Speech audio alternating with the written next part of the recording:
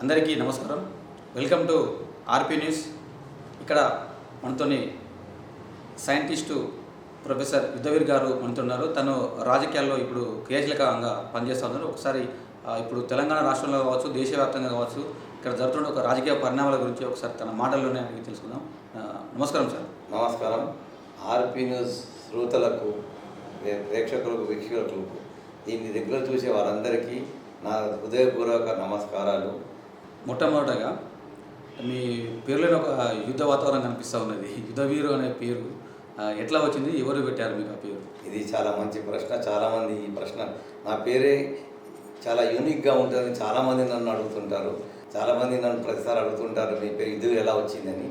నేను ఈ పేరు మా నాన్నగారి పేరు ధరంవీరు, వారు పెట్టారు. మేము ఒరిజినల్లీ ఆర్య సమాజీ వాళ్ళము. ఆర్య సమాజంలో మా పేర్లన్నీ వేదాల్లోంచి వెతికి తీసి పెడతారు. ఆ విధంగా మా నాన్నగారు నాకు ఆ టైంలో నక్షత్రం ప్రకారం నా పేరుని యుద్ధవీర్గా వాళ్ళు పెట్టారు. దానితోటి కొద్దిగా నేను పేరు తగ్గట్టే అగ్రెసివ్గా ఉంటాను. కానీ ఈ అగ్రెసివ్నెస్ ప్రజల సేవలో, దేశ సేవ గురించి, దేశభక్తి గురించి నా అగ్రెషన్ చూపిస్తూ ఈ జీవితాన్ని గడుపుతున్నాను. ఈ జీవితం కూడా నేను ఈ దేశ సేవలో అదే అగ్రెసివ్నెస్ తోటి పనిచేయాలని కోరుకుంటూ నేను ఈ బీజేపీలో యాక్టివ్గా పార్టిసిపేట్ చేస్తున్నాను. మీ సొంతూరు ఎక్కడ? మీరు ఎక్కడ పుట్టారు? మీ బాల్య విద్యాభ్యాసం గురించి చెప్పండి. నేను పుట్టింది ఇదే హైదరాబాద్, సికింద్రాబాద్లో పుట్టాను. నేను నా జన్మం నుంచి ఇక్కడ నుంచి మా తాతల నుంచి మాది హైదరాబాదే మా ప్రాంతము. ఓల్డ్ సిటీలో మా తాతలు ఉండేవాళ్ళు. మేము ఇక్కడికి మూవ్ అయ్యి సికింద్రాబాద్లో షిఫ్ట్ అయిపోయాము. సికింద్రాబాద్లో సీతాఫలం మండి కుట్టువేలుడి హాస్పిటల్లో నేను పుట్టాను. 1959లో పుట్టాను నేను.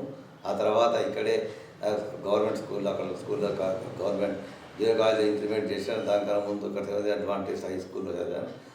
ఈవెన్ ఇంజనీరింగ్ కూడా హైదరాబాద్లో ఉన్న జేఎన్టీయూలోనే చదివాను నేను. నా బాల్యం, నా యవ్వనం అంతా హైదరాబాద్లోనే చదివైంది. ఖాళీ ఎంటెక్ మాత్రం ఐఐటి మద్రాస్ వెళ్ళాను. ఆ తర్వాత ఈసీఐలో ఆఫీసర్గా జాయిన్ అయ్యాను. దాని తర్వాత ఈసీఐలో జాయిన్ అయిన తర్వాత పోలీస్ డిపార్ట్మెంట్కు సంబంధించిన ప్రాజెక్టులు చేసేవాడిని. ఒరిస్సా పోలీస్ డిపార్ట్మెంట్కు పెద్ద ప్రాజెక్టులు చేసేవాడిని నేను. ఒరిస్సా డిపార్ట్మెంట్కి మొత్తం క్రైమ్ డిటెక్షన్ మీద వర్క్ చేశాను. ఒరిస్సా పోలీస్లో అతను డిఐజీ ఎన్కే సింగ్ తోటి పనిచేశాను నేను. అతని the person who arrested Indira Gandhi during for her excess in ఎమర్జెన్సీలో ఇందిరాగాంధీ చేసిన అరాచకాలకు ఆమె పైన కేసు నమోదైంది. ఆ కేసులో ఆమె ప్రూవ్ చేస్తే ఆమె అరెస్ట్ చేసి జైల్లో పెట్టిన పెద్ద మనిషి NK Singh, DIG NK Singh. ఆయన పనిష్మెంట్గా కంప్యూటర్ డిపార్ట్మెంట్ ఆఫ్ ఒరిస్సా పోలీస్లో షిఫ్ట్ చేశారు. ఆయన కింద నేను రిపోర్ట్ చేస్తూ I work under him for the crime detection of the police department from ECIL. Subsequently ఆ తర్వాత నేను ఎన్జిఆర్ఐలో సైంటిస్ట్గా జాయిన్ అయ్యాను. ఎన్జిఆర్ఐలో సైంటిస్ట్గా కొంత 10 ఏళ్ళు పనిచేశాను. వేరియస్ రోల్స్లో పనిచేశాను. అక్కడి నుంచి అమెరికాకి డెప్యుటేషన్ మీద పోయాను.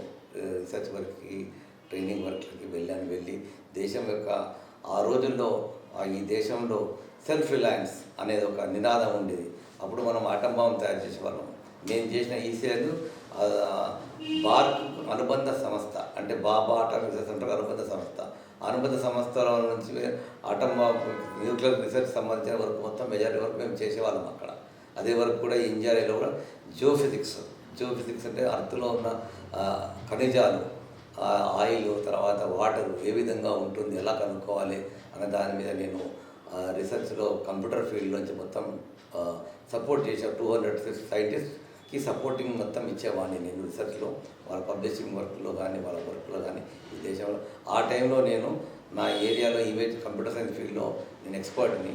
ఐఐటి మద్రాస్లో ఎంటెక్ ఎలక్ట్రికల్ ఇంజనీరింగ్ చేసినా కూడా తర్వాత కంప్యూటర్ ఫీల్డ్లో నా కెరీర్ స్టార్ట్ చేసి ఇక్కడ ఎన్జిఆర్ఐలో AI, artificial intelligence, machine learning మీద ప్రాజెక్టులు టేకప్ చేశాను. I'm talking 30-40 years back.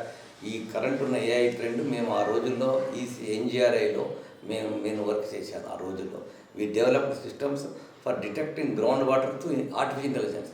అంటే ఆర్టిఫిషియల్ ఇంటెలిజెన్స్ ఈ రోజుల్లో అందరూ అనుకుంటారంటే ఏదో మనుషులు మాట్లాడడానికి, ఏదో టెక్స్ట్ రాయడానికి చేయడానికి కాదు.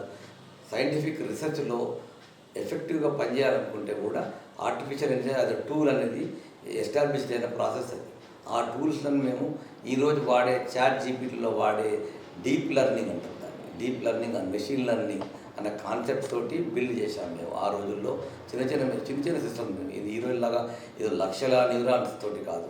ఒక ఆర్టిఫిషియల్ ఇంటెలిజెన్స్ అనేది ఒక హ్యూమన్ ఈ ప్రజెంట్ ఉన్న ChatGPT ఏదైతే డీప్ లెర్నింగ్ అంటారో అది ఒక హ్యూమన్ బ్రెయిన్ ఏ విధంగా అయితే ఉంటుందో ఆ బ్రెయిన్ని మొత్తం సిమ్యులేట్ చేస్తారు. ఒక సిస్టమ్ తోటి తయారు చేస్తారు. ఏమంటారంటే న్యూరాన్స్ ఏదంటే ఆర్టిఫిషియల్ న్యూరల్ నెట్వర్క్ అంటారు.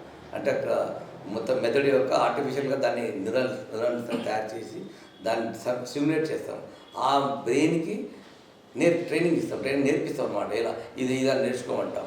For example ground water example తీసుకుంటే గ్రౌండ్ వాటర్ ఎలా నేర్చుకుంటుంది సిస్టమ్ అంటే గ్రౌండ్ వాటర్కి చెక్ చేయడానికి ఒక 2 పారామీటర్స్ ఉంటాయి. దాన్ని SNT అంటారు. అంటే సోలిడిటీ అండ్ ట్రాన్సిటివిటీ అంటారు. అంటే ఒక ముద్ద మట్టి తీసుకుంటే ఆ ముద్ద మట్టిలో ఎంత వాటర్ ఉంటుంది, ఎంత వాటర్ వెళ్ళిపోగలుగుతుంది, దాన్ని బట్టి అక్కడ వాటర్ ఉందా లేదా, ఆ మట్టిలో వాటర్ ఉందా లేదా అని చేస్తారు. ఈ యొక్క ముద్దను పెరగడానికి ఎలక్ట్రికల్ పల్సెస్ పెట్టి లోపల రెసిస్టెంట్ సౌండింగ్ వర్క్ చేస్తారు. ఒక 2 ఎలక్ట్రోడ్స్ పెట్టి కరెక్ట్ చేస్తారు. ఆ వచ్చిన రీడింగ్ తోటి ఒక గ్రాఫ్ తయారు చేస్తారు. ఇలాంటి గ్రాఫ్లన్నీ కొన్ని లక్షల గ్రాఫ్లు ఆల్రెడీ తయారై అలాంటి లక్షల గ్రాఫ్లు ఆల్రెడీ తయారై ఉంటాయి. దాన్ని స్లుంబర్గర్ కర్వ్స్ అంటారు. ఆ కర్వ్స్ అన్నీ ఈ ఆర్టిఫిషియల్ న్యూరల్ నెట్వర్క్కి మేము బట్టి కొట్టిస్తాం, అంటే నేర్పిస్తాం. Will teach they call learning. అది లెర్న్ చేస్తుంది, మేము నేర్పిస్తాం దానికి. ఈ లెర్నింగ్ ప్రాసెస్ని మొత్తం ఆర్టిఫిషియల్ ఇంటెలిజెన్స్ తోటి ప్రాసెస్లో అదొక భాగం అది. ఆ విధంగా ఈరోజు వీళ్ళు చేసేది ఏంటంటే ఈ హ్యూమన్ డిక్షనరీలు మొత్తం నేర్పించేసి ChatGPT అనేది ఒక పెద్ద సిస్టమ్. అందులో నేను చేసింది 20-30 న్యూరాన్స్ ఒక 50 న్యూరాన్స్తో చేశాను. కానీ వీళ్ళు చేసే న్యూరాన్స్ లక్షల న్యూరాన్స్ ఉంటాయి. దాంట్లో వాళ్ళకి పెద్ద కంప్యూటర్, ఆ రోజు అంత పెద్ద కంప్యూటర్ లేకుండే. మా టైంలో ఒక PC కూడా అంత పెద్ద పవర్ఫుల్ కాదు మనకి. అలాంటి టైంలో చిన్న దీంతో మేము తయారు చేసి దానికి ఇలా నేర్పించినప్పుడు అడిగేవాళ్ళం, ఈ గ్రాఫ్ ఇలా వచ్చింది, దీని ప్రకారం ఈ వాల్యూ ఎంత, SNT ఎంత, దాన్ని బట్టి చెప్తావు ఈ వాల్యూ ఎంత అంటే అయితే వాటర్ ఉందా లేదా అప్పుడు డిటెక్ట్ చేస్తాం. ఈ విధంగా artificial network 30 years back work చేశాను. సిమిలర్లీ గ్రావిటీ డేటా అని ఒక డేటా ఉంటుంది. దాంతో మీరు దేశంలో ఎక్కడ అర్థక్వేక్ రావచ్చు అనేది డిటెక్ట్ చేయడానికి ముందుగా మనం ఫోర్వార్న్ చేసుకోవచ్చు. ఇలాంటి వర్క్ల మీద కూడా నేను చాలా వర్క్ చేశాను. NGRAలో ఒక scientific work great contribution to the nation. ఈ దేశంలో ఆ రోజుల్లో లాతూర్ ఎర్త్క్వేక్ గురించి మా గురువు గారు doctor Krishnabrahmam garu, late doctor professor Krishnabrahmam work ఆడి he predicted that they will be earthquake because there is what call rift valley theory అంటారు. అంటే భూమి పల్లం ఉంటుంది, అయినా కూడా కింద పెద్ద లోతైన లోయలు ఉంటాయి భూమి కింద. అది ఈ డెక్కన్ ఘాట్ యొక్క లక్షణం. అది మీద మనం పల్లెం ఉంటుంది, కానీ లోతైన లోయలు ఉంటాయి. ఆ లోయల లోపల కూడా ఎర్త్క్వేక్ వచ్చే ఛాన్సెస్ ఎక్కువ ఉంటాయి. అదే కారణంగా చాలామంది అనుకునే వాళ్ళు లాతూర్ ఎర్త్క్వేక్ రాదని చెప్పి అందరు డిక్లేర్ చేశారు. కానీ రాదనుకొని అక్కడ ఉన్న బీద వాళ్ళు ఇంత పెద్ద గుండ్రాలతోటి ఇల్లు కట్టుకున్నవారు ఆ గుండ్రాలన్నీ పడిపోయి ఎంతోమంది చనిపోయారు. జస్ట్ ఒక్క చిన్న ఆ concept earthquake is possible anywhere అనుకునేంటే ఆ యొక్క హ్యూమన్ ట్రాజెడీ ఆ రోజు కాకపోయేది. That is one of the thing. ఇలాంటి వాళ్ళ సైంటిస్టులకు నేను సపోర్ట్ చేసి వాళ్ళు రీసెర్చ్ వర్క్లు చేసి పబ్లిష్ చేసేవాళ్ళు. గ్రౌండ్ వర్క్, ఇంకోటి ఆయిల్ ఎక్స్ప్లోరేషన్, ONGC వాళ్ళు ప్రాజెక్టులు ఇచ్చేవాళ్ళు NGRAకి ఆన్ ఆయిల్ ఎక్స్ప్లోరేషన్ సాఫ్ట్వేర్లో మేము పెద్ద మెయిన్ ఫ్రేమ్లలో వాళ్ళకి తయారు చేసి ట్రైనింగ్ అయ్యి వాళ్ళకి ఎక్స్ప్లెయిన్ చేసి వాళ్ళు రీసెర్చ్ చేసి ఎక్కడ ఆయిల్ ఉంటుంది, ఎక్కడ ఆయిల్ ఉంటుంది. ఆ టైంలో గోదావరి బేసిన్ ఆ ప్రాజెక్టులన్నీ కొన్ని వర్కులు మనకు వచ్చాయి. వీళ్ళు జంగల్లో అడవుల్లోకి వెళ్ళి ఇర్రెస్పెక్టివ్ ఆఫ్ ది రిక్వైర్మెంట్ వీళ్ళు రీసెర్చ్ చేసుకుంటూ వెళ్ళిపోతుంటారు. ఎక్కడెక్కడ ఆయిల్ ఉంటుంది, ఎక్కడ మినరల్స్ ఉంటాయి. ఇంకా ఎయిర్బోర్న్ డేటా కూడా నేను వర్క్ చేసి ఎయిర్బోర్న్ మీద హెలికాప్టర్ తోటి సర్వే చేస్తాను. ఆ సర్వే వర్క్లో కూడా నా సాఫ్ట్వేర్ పనిచేసింది. ఇలాంటి వర్క్ అంతా ఈరోజు కూడా live they using my systems. I'm very proud, I'm very satisfied person as a scientist in NGRA, and because of that I learned, and I built a lot of students from Usmania and NGA and JNTU who could develop AI work in those days. Today they are top students in the world, and I have also taught AI in Usman University as a visiting. ఏ అనేది ఇప్పుడు famous అయింది. ఇప్పుడు famous అయింది. ఇంతకు తెలియదు ఎవరికి. ఆ, తెలియదు. అప్పుడు తెలియదు. అప్పుడు ఈ మధ్యలోనే ఈ మధ్య ఫేమస్ అయింది. వాట్సాప్లో కూడా ఏఐ ఉంది. AI ఉంది. ఇప్పుడు న్యూస్ కూడా ఏ ఉన్నది యాంకర్స్ ఏ యాంకర్స్ చదువుతున్నారు. చదువుతున్నారు అంటే అప్పుడు మీరు చేసిన కృషి అంటారు. అంతా అప్పుడు మేము చేసిన కృషి ఇదంతా. ఆ రోజుల్లో నేను MTech first batch of MTech Osman Reddy స్టూడెంట్స్కి నేను ఏఐ టీచ్ చేశాను. I taught them artificial intelligence in that and artificial development ఏదైతే ఈ చాట్ జీపీటీ లర్నింగ్ ప్రోడక్ట్స్ని అవి ప్రాజెక్టులుగా 10 మంది స్టూడెంట్స్ వరకు ఇంతవరకు గైడ్ చేశాను. Computer science students of BTech MTech from Osmania and electronic students of Osmania EC electronic department, and they have done such a beautiful work that even today people can go and refer the work there in their reports. My work we have done, which is we have used most advanced technology. ఈ లెర్నింగ్లో కొన్ని algorithms వస్తాయి. Standard algorithm ఏంటంటే back propagation ఒక algorithm వస్తుంది. అది కాకుండా నేను కొన్ని అడ్వాన్స్ టెక్నాలజీస్ వాడాను. లైక్ జెనెటిక్ సెర్చ్ అని ఒక అల్గారిథం వాడాను. జెనెటిక్ అల్గారిథం అని ఒకటి ఫేమస్. ఆ జెనెటిక్ వాడి దాన్ని ఆప్టిమైజేషన్ చేశాను. న్యూరల్ లెర్నింగ్ ఫాస్ట్ లెర్న్ చేయడానికి. ఇంకోటి లేటెస్ట్ ఆ టైంలో హాట్ టాపిక్ ఇది కాన్వెన్ ఫిల్టర్ అంటారు. కాన్వెన్ ఫిల్టర్ అనేది మోస్ట్ హై అండ్ థింగ్. ఆ కాన్వెన్ ఫిల్టర్ అనే ఒక కాన్సెప్ట్ ఏంటంటే నెక్స్ట్ ఏంటి అనేది ఫోర్కాస్ట్ చేయొచ్చు అనమాట. మొన్న మీరు మూన్ ల్యాండింగ్ చేసింది కదా మన other side of the moon. ఆ మూన్ ల్యాండింగ్లో తగలకుండా విరగకుండా మెల్లగా దిగి చూడండి. ఆ మెల్లగా దిగడానికి అదొక ఫార్ములా వాడుతుంది. ఆ ఫార్ములా క్యాలిక్యులేట్ చేసుకుని పోతుంది. నెక్స్ట్ తగులుతుందా భూమి తగులుతా లేదా అనేది అది ముందు ఎస్టిమేట్ చేస్తుంది.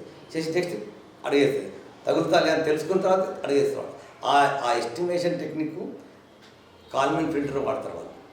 ఆ కాన్వెన్ ఫిల్టర్లు మేము ఆ టైంలో మేము ఆ న్యూరల్ నెట్వర్క్ వాడాము. మేము అదే ఫార్ములా ఈ after some 30 years they use it in for moon landing of our ISRO space station. అలాంటి ఫార్ములాలు మొత్తం ఈవెన్ ప్రతి మిసైల్లో వాడేది అదే. ట్రాక్ చేయడానికి కానీ ఒక టార్గెట్ని హిట్ చేయడానికి వాడేటువంటి టెక్నాలజీ అంతా ఇలాంటి ఫిల్టర్సే మేము ఎలక్ట్రానిక్ ఫిల్టర్సే మేము వాడుతాం. ఏఐ వల్ల ఇప్పుడు ప్రయోజనాలు ఉన్నాయా నష్టం ఉందా? ఏఐ వల్ల నష్టాలు అసలు ఏం లేవండి. ఏఐ వల్ల మనిషి మీకు it maybe give you what you call the what we say comfort. It's not giving comfort. It is going to develop a humanity in a big way. There will be lot of jobs. అసలు ఎన్ని జాబులు ఉంటాయంటే AI తోటి. కోకొల్లల జాబులు అంటే మనుషులు దొరకరు, చేసేవాళ్ళు దొరకరు. ఇప్పుడు ఎలా అయిపోతుందంటే సింపుల్ ఎగ్జాంపుల్, ఎంతమంది ఈరోజు పెన్ను పేపర్ తీసుకొని చేతుల మీద నేను ఈరోజు కూడా నేను ఏమైనా లెక్కలు ఏమంటే చేతి మీదనే లెక్కలు వేసుకుంటాను. నేను ఎప్పుడు క్యాలిక్యులేటర్ వాడలేదు లైఫ్లో.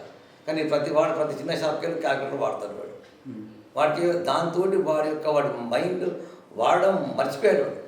లెక్కలు యాడ్ చేయడం మర్చిపోయాడు. మా నాన్నమ్మల అమ్మమ్మలు కూడా లెక్కలు ఎందుకు చేసేవాళ్ళు. ఈరోజు బికాస్ ఆఫ్ క్యాలిక్యులేటర్ యాడ్ అయ్యింది. ఇప్పుడు నువ్వు నీ మూర్ఖత్వంతో క్యాలిక్యులేటర్ వాడి నువ్వు మర్చిపోతే ఆర్టిఫిషియల్ ఇంటెలిజెన్స్ దాన్ని టూల్ లాగా వాడుకోవాలి.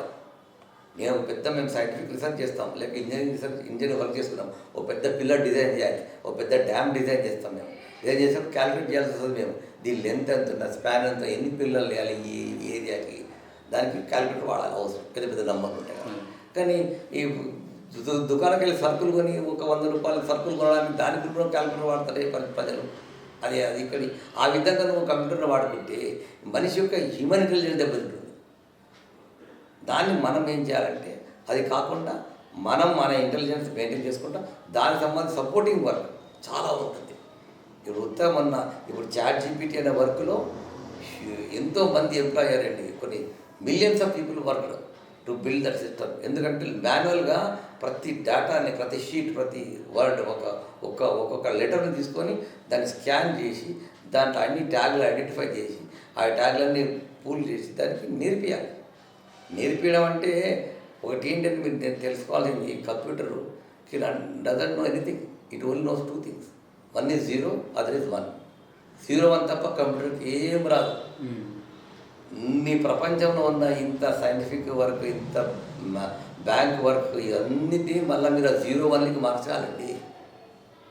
0, 1కి మార్చాలంటే మధ్యలో ఎన్నో సిస్టమ్స్ తయారవుతాయి. మధ్యలో ఎంతోమంది మనుషులు కావాలి. దానికి lot of people are required to do this work. ఆ వర్క్లో మనుషులు అవసరం. ఈరోజు ఏఐ కూడా అంత అడ్వాన్స్ అయినా కూడా కింద దండం నేను చెప్పిన న్యూరల్ నెట్వర్క్ అని చెప్పాను, ఆర్టిఫిషియల్ న్యూరల్ నెట్వర్క్ అని చెప్పారు. అది సున్నాలు వల్లే తీసుకుంటుంది, దాని తప్ప దానికి వేరే లాంగ్వేజ్ రాదు. అది 0 ఇస్తాం దానికి, అది బయట ఇచ్చిన అవుట్పుట్ 0 or 1 ఇస్తుంది మాకు అంతే.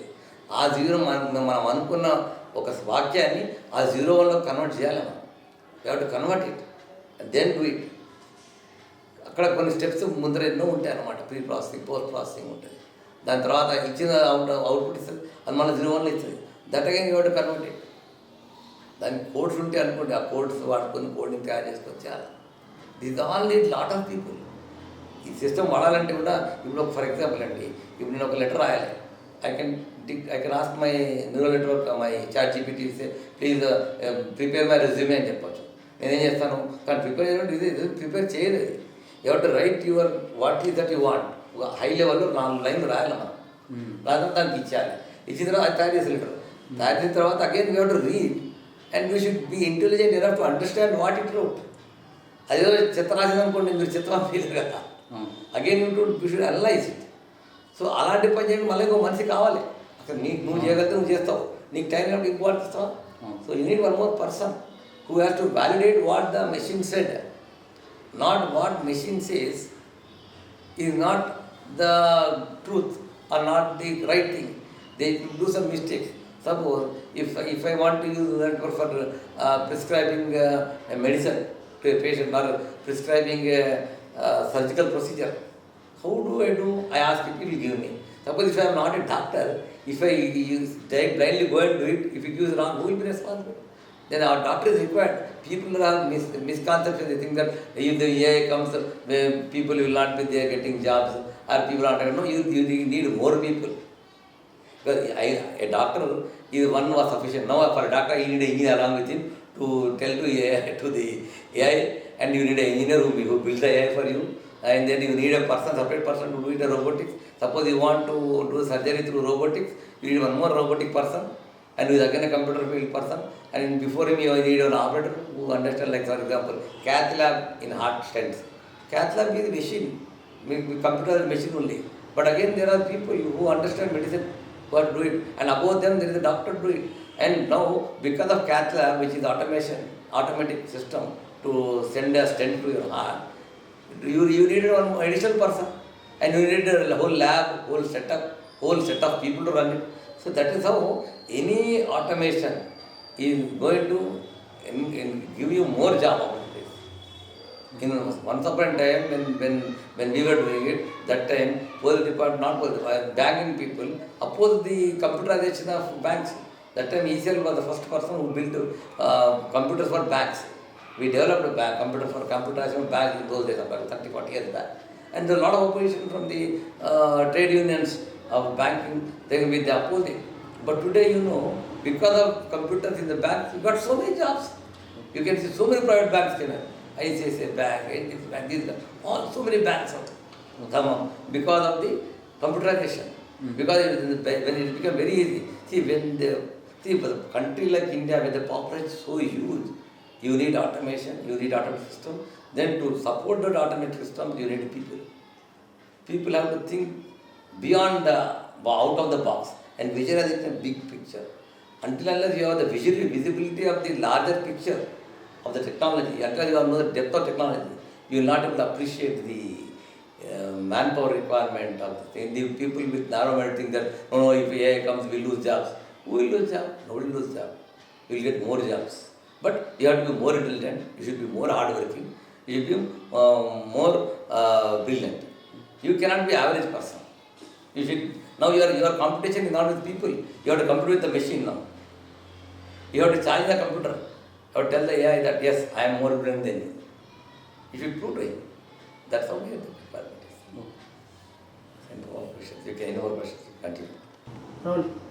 మీరు రాజకీయాల్లోకి ఎప్పుడు వచ్చారు? మీ రాజకీయ ప్రస్థానం ఎలా ప్రారంభమైంది? రాజకీయాలు పరోక్ష అసలు I started my career from పరోక్ష రాజకీయం నుంచి స్టార్ట్ చేసాను. అనుకోవచ్చు నేను రాజకీయంలో అంటే ఒక కార్యకర్తగా నేను చిన్నప్పటి నుంచి ఒక చిన్న కార్యకర్తని.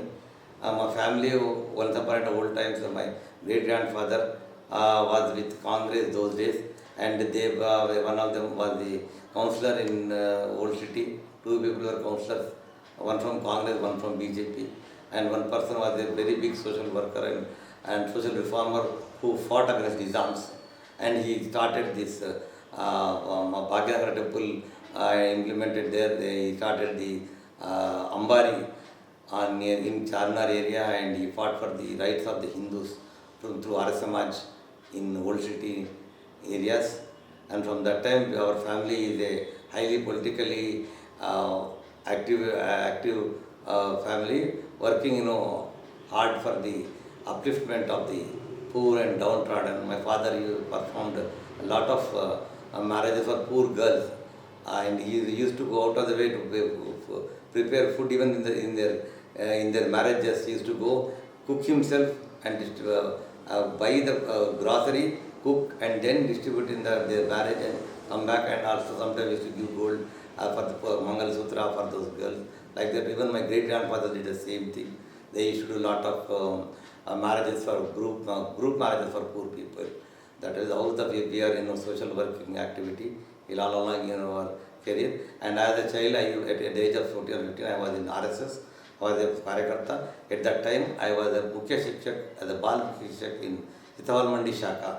From that time, I used to occasionally support, the political parties, for providing, whatever, running around with, like errand for providing them, poster boy, like that thing they would do, and understand the tenets of the politics. Afterwards, when I went to engineering college, even during intermediate, I was in Secunderabad Government College, where that time it was emergency was there, and I spoke against emergency on behalf of LSS. We called Lok Sangharsh Samiti. We spoke about the evils of emergency, how it has become a threat to the democratic values of the Indian values of the Indian and Bharat principles on which the whole Indian concept was built.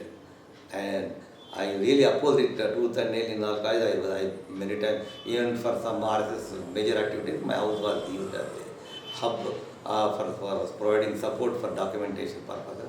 Even though my father was a government employee, and I tried to speak in this thing. Then subsequently, I went to engineering college. Engineering college, before I joined, PDSU was in a very pinnacle. It was the ruling. All the president, all posted with PDSU and RSU. They were the people who were ruling the JNU. That time I formed the ABVP. Actively ABVP, we built ABVP with few of our like thinkers who were ex-RSS Karyakartas, and we joined ABVP and we started ABVP, and we pulled down the whole PDSU empire in the JNU campus, and we started along with them.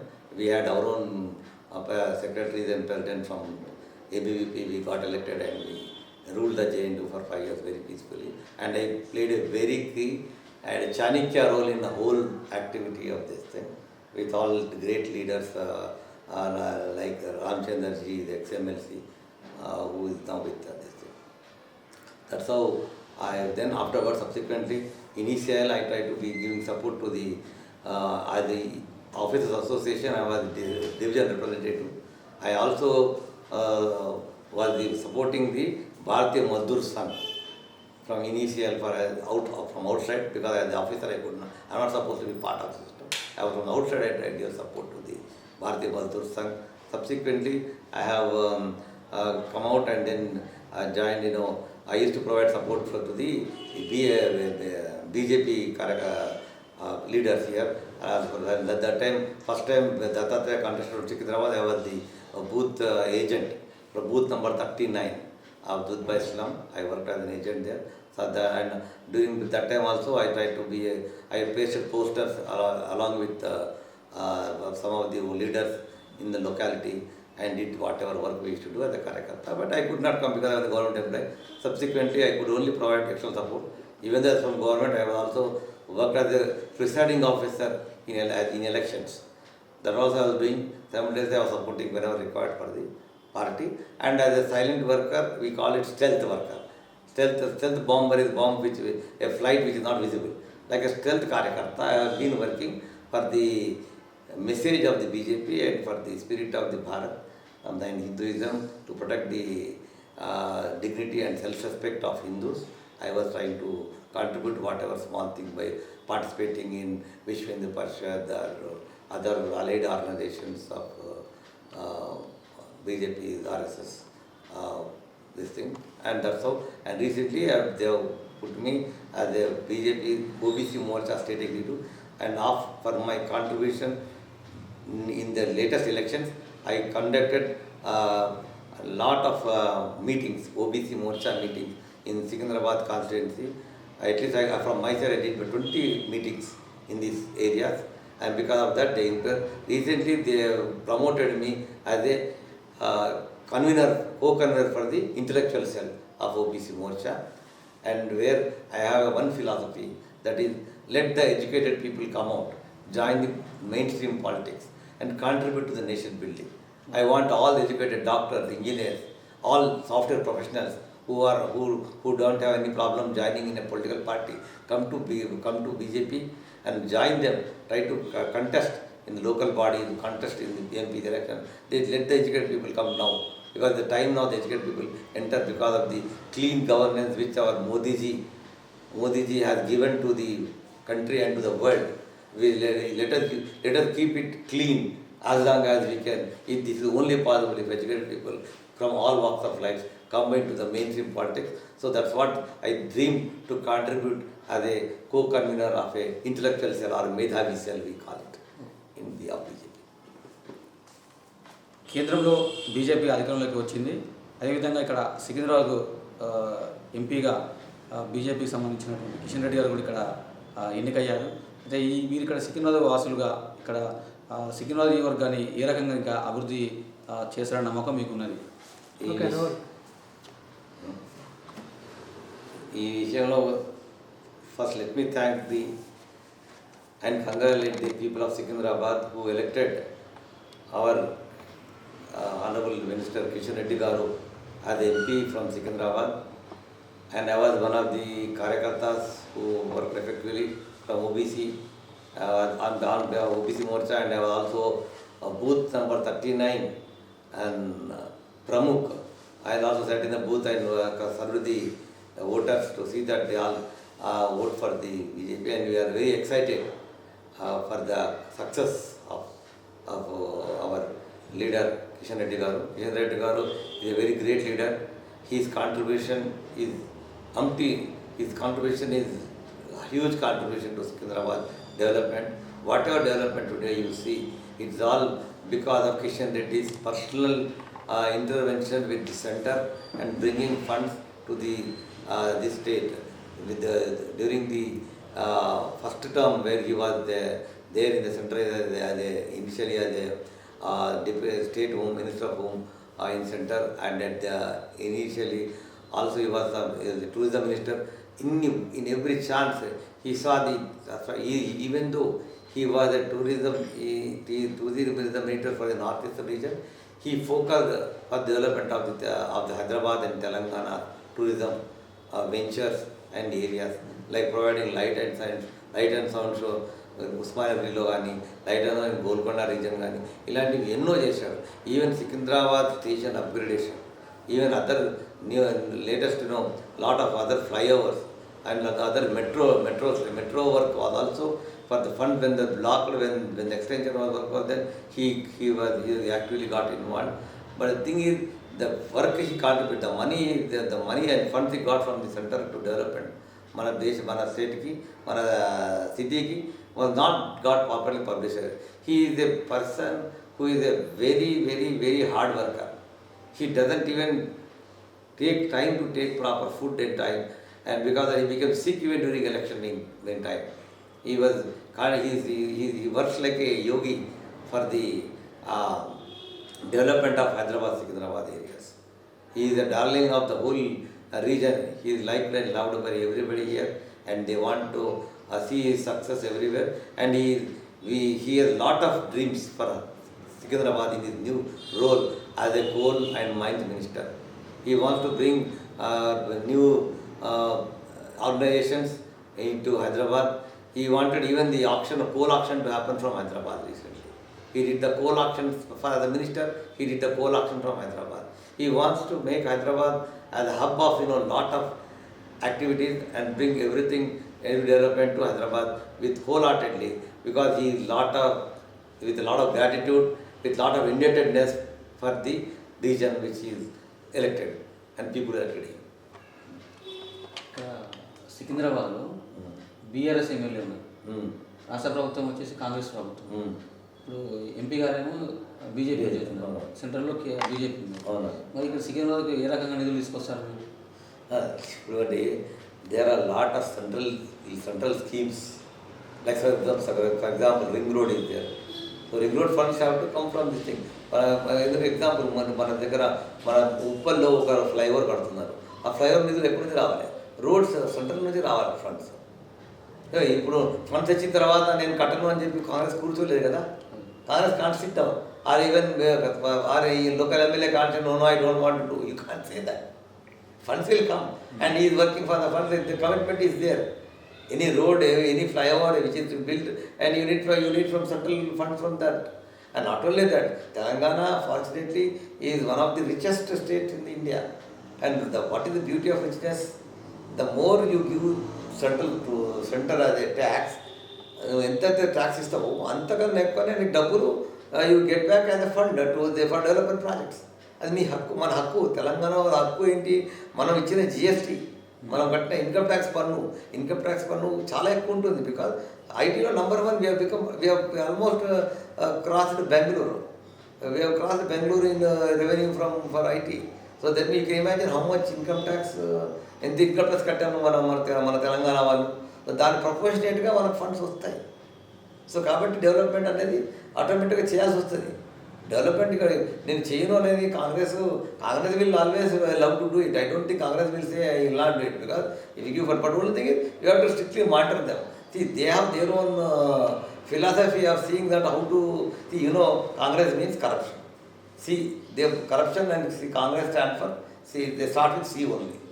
I can tell you, for example, recently, if I permit me, I'll talk about the present government. You just don't feel that అసలు Congress government ఉందా అనేది ఒక ఫీలింగే లేదు. కేసీఆర్ ఉన్నప్పుడు ఏదో Telangana development చేశాడా చేయలేదా అని క్వశ్చన్ పక్క పెట్టండి. అసలు ఉందని ఒక ఉనికి ఉండేది, ఒక గవర్నమెంట్ అనేది ఉన్నది అన్న ఉనికి. ఆ ఉనికి అనేది ఏమి ఫీలింగ్ ఏం లేదు మనకి. అదొకటి. రెండోది ఏంటంటే వీడి ఏ విధంగా ఈ sitting silently, why he not able to get a chance opportunity to do corruption. He now working on strategies. For example I tell you simple example. రీసెంట్గా ఈ ఛత్తీస్గఢ్ది పవర్ వెల్ఫేర్ ప్రాజెక్ట్ మీద ఒక ఎంక్వైరీ కమిషన్ వేశాడు. Okay, అది ఎలా ఉంది commission యొక్క terms and conditions? The terms of reference for the commission are so lopsided. ఎంత ఫనీగా ఉన్నాయంటే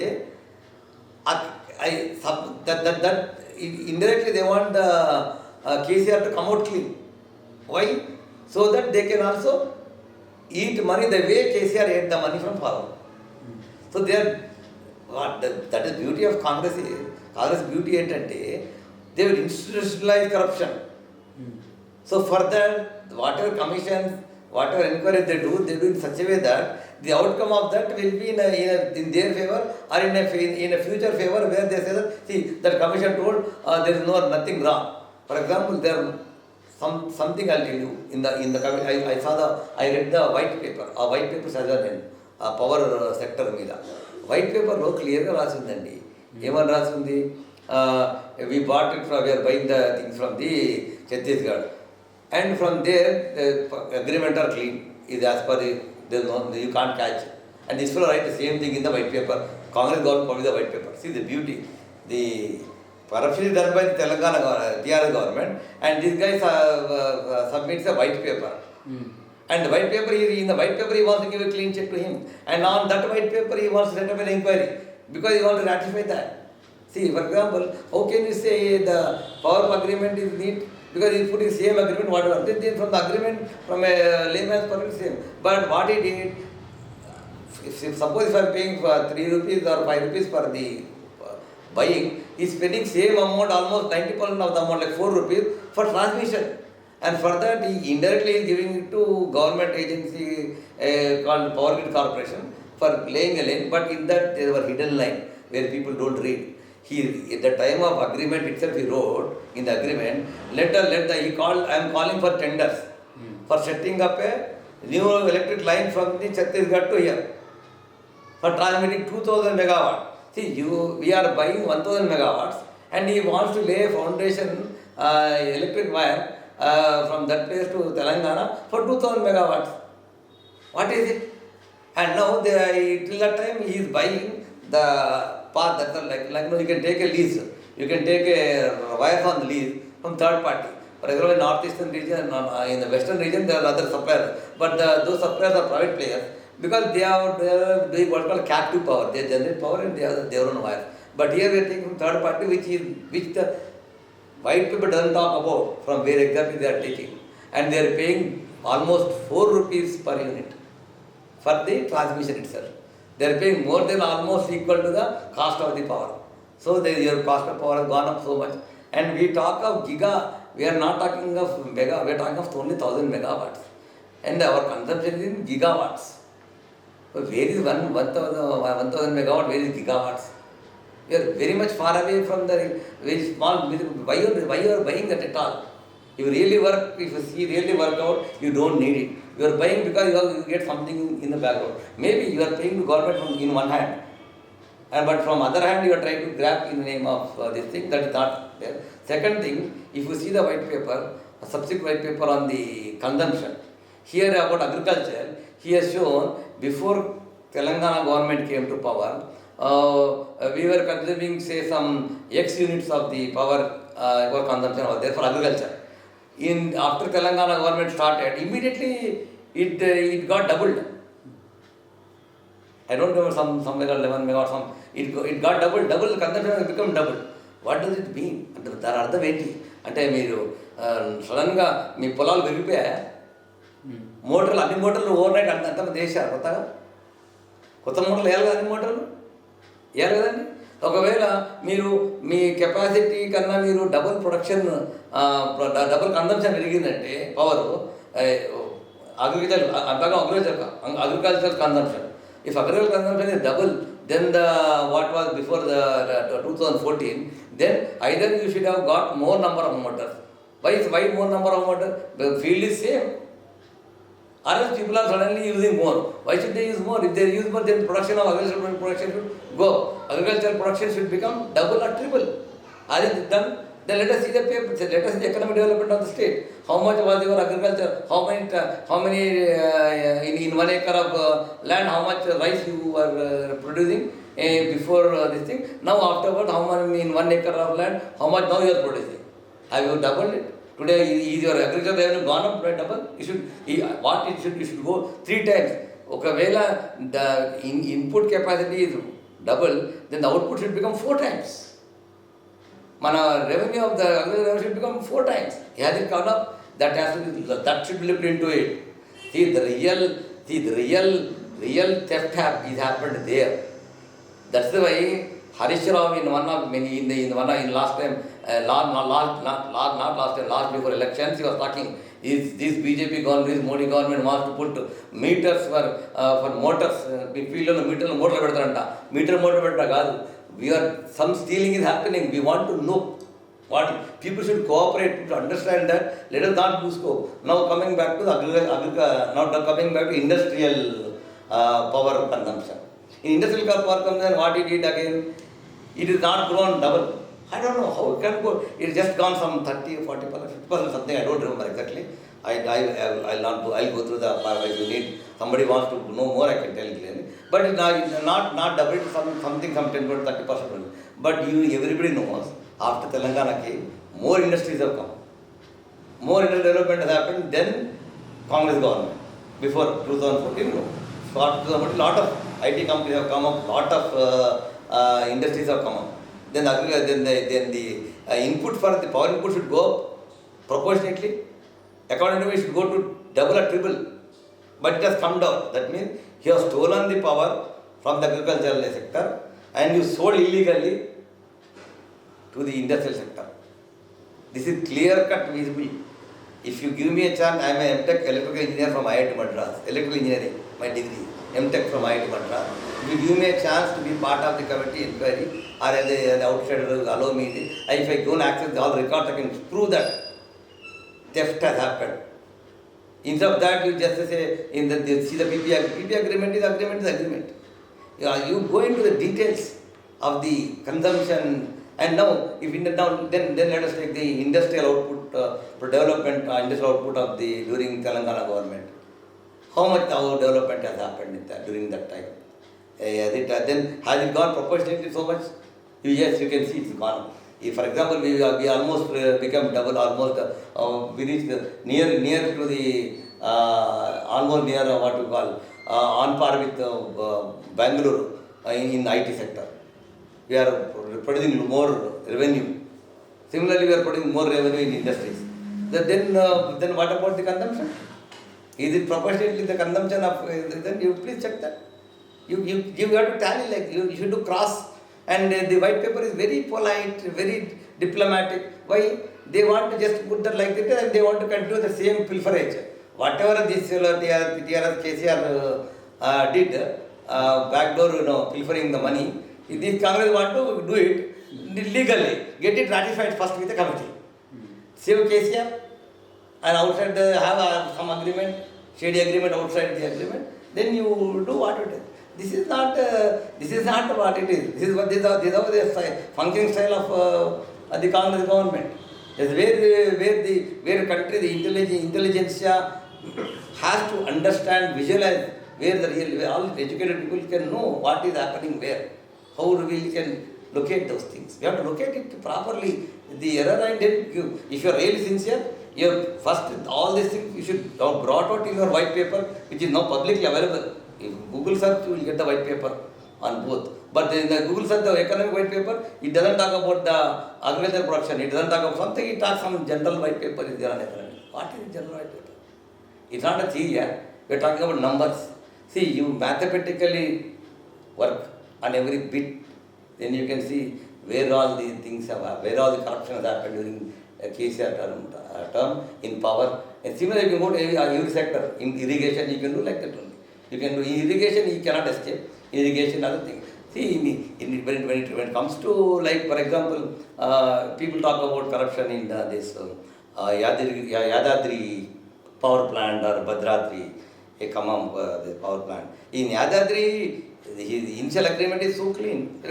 He directly gave the agreement to, he gave the installation to BHEL, which is some government agency, public sector unit, and he did. But in the background, what he does, how he does, did it every pie which is shown some 20,000 crores or whatever is showing on the paper for production of some megawatts. Has it gone to the BHEL only? How much it has gone to other subcontractors? Those things have to be gone through. Those things we have to go into the details. Those details are not mentioned in any of the white papers.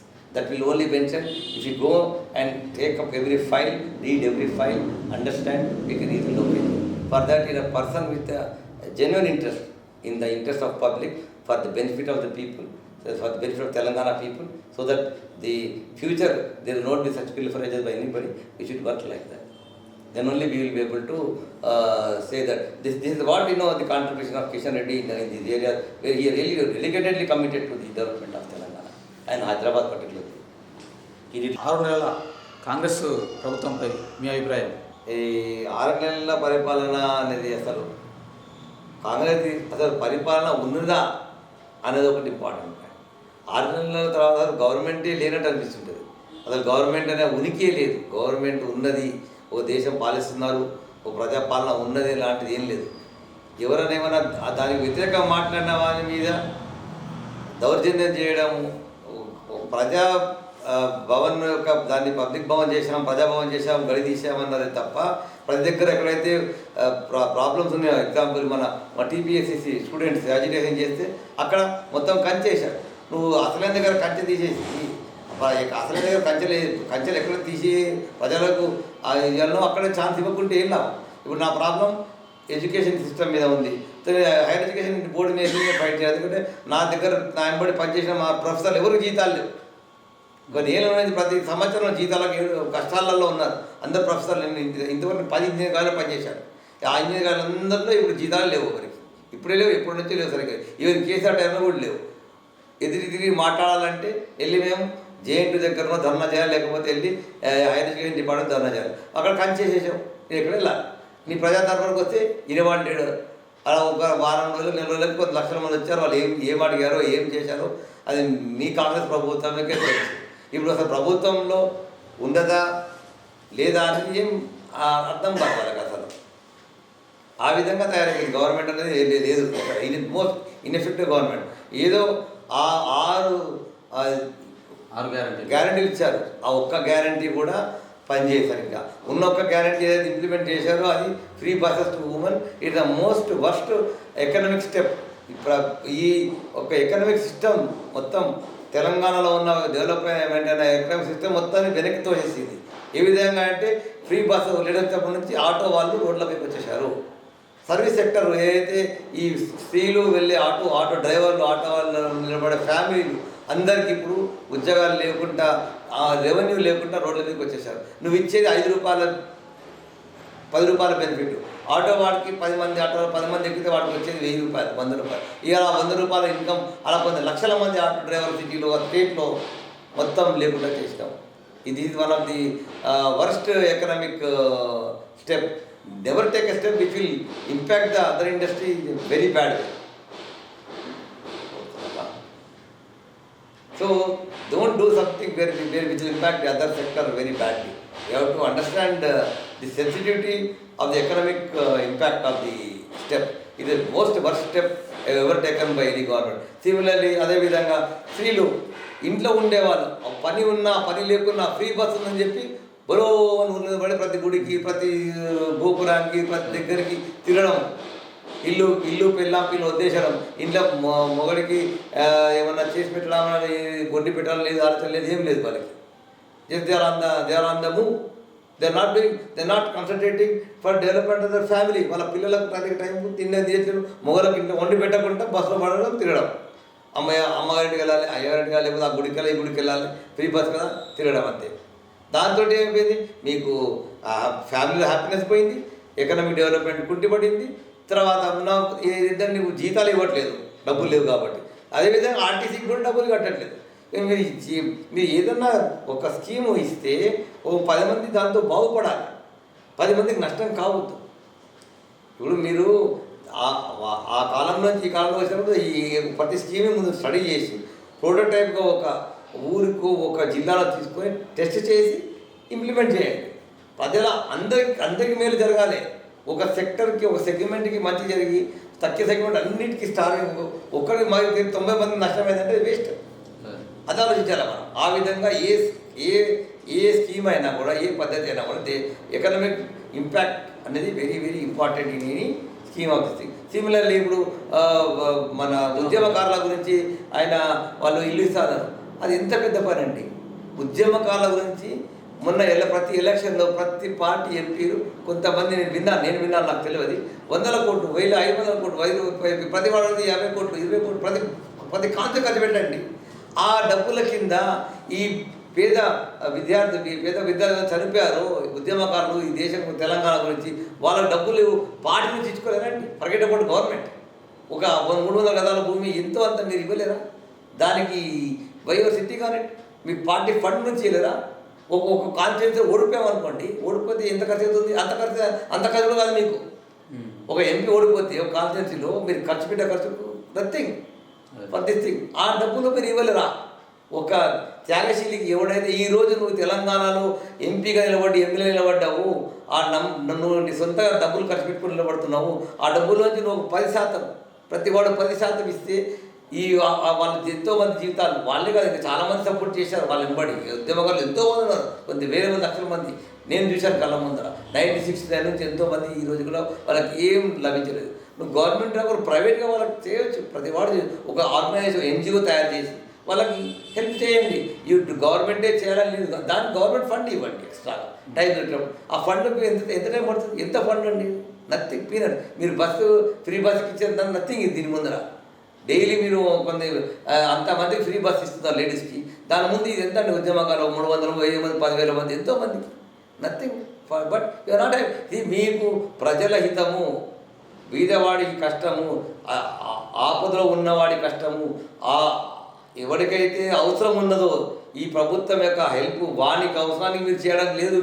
మీరు ఎంతసేపు మాటలు మాట్లాడి పబ్బం గడిపి ఎంతసేపు ఎలా ఇప్పుడు ఏ విధంగా ఒక స్కీమ్ తీసుకురావాలి, దాని డబ్బులు ఎలా దండుకోవాలి, దొరికే ఛాన్స్ ఉందా లేదా అని చూసుకొని ఒక స్టెప్ అడిగేస్తారు తప్ప ఇప్పుడు ఉన్నాడు అసలు గవర్నమెంట్ ఉందా లేదా అని తెలియదు.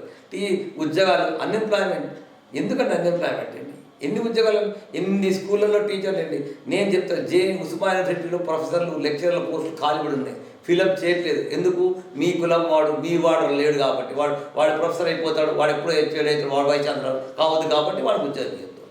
Medical college, RIMS medical college ఆదిలాబాద్లో తీసుకుంటే ప్రతి మెడికల్ కాలేజీలో ప్రొఫెసర్ లేరు, టీచర్లు లేరు.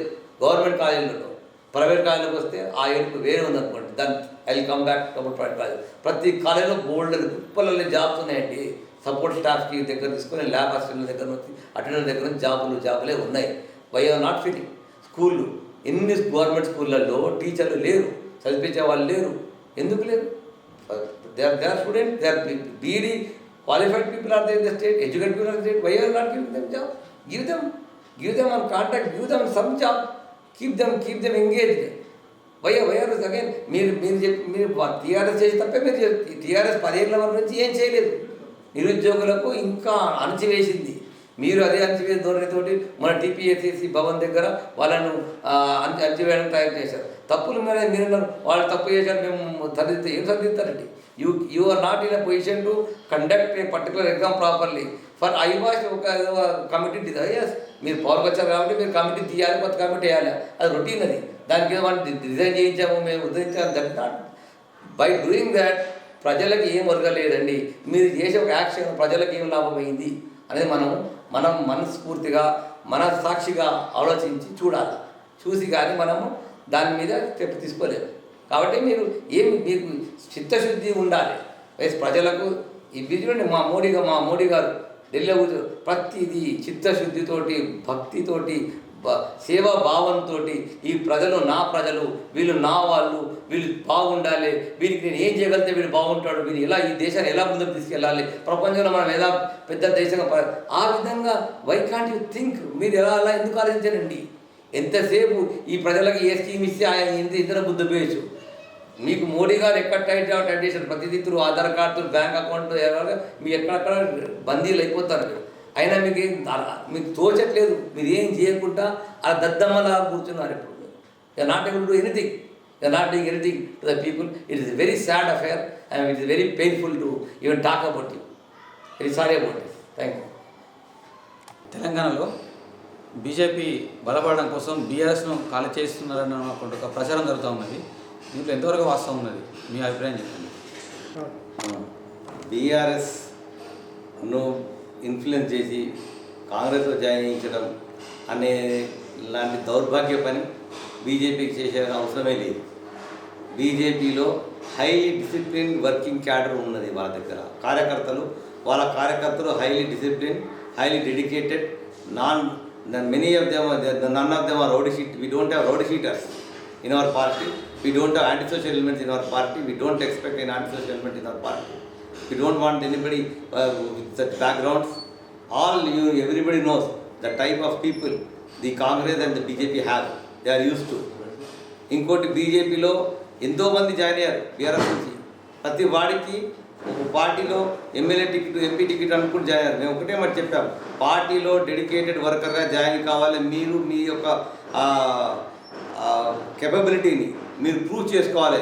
మీరు మంచి వర్కర్ అనేది ఒక కార్యకర్తగా, దేశ సేవగా, ప్రజాసేవగా, ఈ లీడర్గా ప్రూవ్ చేసుకుంటేనే మీకేమైనా దక్కుతుంది తప్ప మీరు ఏదో ఇది వచ్చేసారని చెప్పి మీకేమి ఇస్తామని చెప్పి మా దగ్గర ఎలాంటి హామీలు ఇవ్వరు. The only party which doesn't promise anything to anybody who is coming to the party. You come, you perform. Serve or perish. If you are a good worker, you will perform. You will perish or you remain like a worker. And you know, all the TRS workers, all the BRS object TRS workers are all highly, I don't want to say highly corrupt and highly antisocial elements who are not fit to be part of this thing. And we do not worry about where they go. They know they are unemployed now because their leader is future in trouble. KCR గారి future, వాళ్ళ daughter యొక్క future, వాళ్ళంతా family in trouble. So party protection చేసుకోలేక వాళ్ళు వెళ్ళిపోతున్నారు. వాళ్ళు ఎక్కడ వెళ్తారు? Obviously next immediate available anti social element party Congress వాళ్ళు వెళ్ళిపోతారు. అక్కడ వెళ్ళి అక్కడ కరప్షన్ చేసుకుంటూ కూర్చుంటారు. ఇక్కడ చేసింది కరప్షనే. ప్రతి ఎమ్మెల్యే, నా విచిత్రం ఏంటండి, ప్రతి టీఆర్ఎస్ ఎమ్మెల్యేకి ఒక ఫామ్ ఉందంటండి, ఫామ్ హౌస్. ప్రతి ఎమ్మెల్యేకి ఒక ఫామ్ హౌస్ ఉందంట. అంటే కేసీఆర్ ఇన్ని లక్షల కోట్లు తింటే ఎమ్మెల్యే ఎంత తిన్నారు చూడండి. అలాంటి ఎమ్మెల్యే వాడు బయటకు వచ్చి మాకు ఉద్ధరించేది ఏం లేదు. మేము వీఆర్ థింకింగ్ ఆఫ్ సురాష్ట్రం అంటే corruption free state. In the corruption free state there is no place for BRS people here. Only good BRS worker, కార్యకర్త who is dedicated. There are very good people also there in BRS who are committed, like some good people, like if I can take example of Vitla in that type of people who are very nice people, who are committed workers, who was once upon a time a Telangana the Buddha Bidda. Yes, such people who are dedicated, who committed, yes, we are welcome and they get the right position. But not everybody. And we don't have any business to vacate them and send them to any other party. It is their lookout. We are not doing anything. We don't do any evil. BRS కాలైతే బీజేపీకి లాభం అంటున్నారు. BRS కాలైతే బీజేపీకి లాభం అని ఏం లేదు. BRS కాలైతే కాంగ్రెస్లోకి వెళ్ళిపోతున్నారు వాళ్ళు. కార్యకర్తలు మా దగ్గర రావట్లేదు. మా దగ్గర ఆ కార్యకర్త వాడు అక్కడే ఉంటాడు, వాడు ఇంకో పార్టీలో ఉంటాడు. ఇది only changing his shirt. From pink shirt it is becoming white shirt are what ever it is. But the person is there. For us, what benefit do I get? I get no benefit. One thing is we can show that, we can tell that yes, he is a bad man, he is gone there, so you cannot come back to you. Because the same person will not come back to you. My Karyakarta is my Karyakarta. And if he comes back as a Karyakarta, he can come back. Everybody is welcome as a Karyakarta. And work for the people, work for the region, community and help. RP news ఛానల్కి మీరు చాలా విషయాలు తెలిపారు. మీరు రాజకీయాలే కాకుండా ఈ సమాజంలో చైతన్యవంతం చేయడం కోసం కూడా అనేక విషయాలు చెప్పారు. మీరు ఆర్పీ న్యూస్కి మీ యొక్క అమూల్యమైన సమయాన్ని వెచ్చించి మీరు చాలా విషయాలు చెప్పినందుకు మీకు ప్రత్యేక ధన్యవాదాలు. అలాగే మీ యొక్క నాలెడ్జ్ ఈ సమాజానికి ఉపయోగపడాలని కోరుకుంటూ మీకు ప్రత్యేక ధన్యవాదాలు. Thank you. నా హృదయపూర్వక ఆర్పీ న్యూస్కి ధన్యవాదాలు. మాకు ఈ విధంగా ఒక ఆపర్చునిటీ ఇచ్చి నాతో మాట్లాడించి నా యొక్క నాలెడ్జ్, జ్ఞానాన్ని, నా యొక్క అవగాహన, సమాజం యొక్క అవగాహనని వాడుకొని ప్రజలకి చాటి చెప్పినందుకు మీకు ఎంతో రుణపడి ఉన్నాను. ఈ విధంగా మీ ఆర్పీ న్యూస్ ఎల్లకాలం చాలా పైకి వచ్చి చాలా పెద్ద న్యూస్ ఛానల్గా అవతరిస్తుందని ఒకరోజు టీవీ న్యూస్ ఛానల్ ఓపెన్ చేస్తానని ఆశిస్తూ ధన్యవాదాలు.